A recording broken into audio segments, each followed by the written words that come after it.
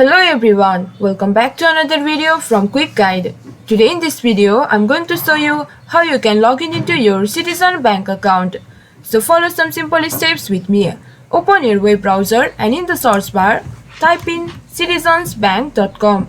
It will take you to the official website of Citizen Bank. And over here in this interface, you can see the login button at the top right corner. Click on it. And over here, click on login. It will take you to the login portal of Citizen Bank, and over here enter your user ID of the account, and in the password section enter your password.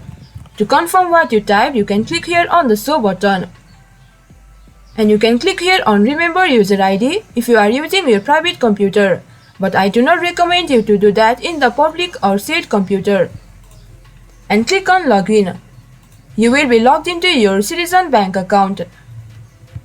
And in case if you guys found any trouble while logging in, you can click here trouble logging in. And to change your password, you can click here password change. So this was for this video. Hope you guys find our video helpful.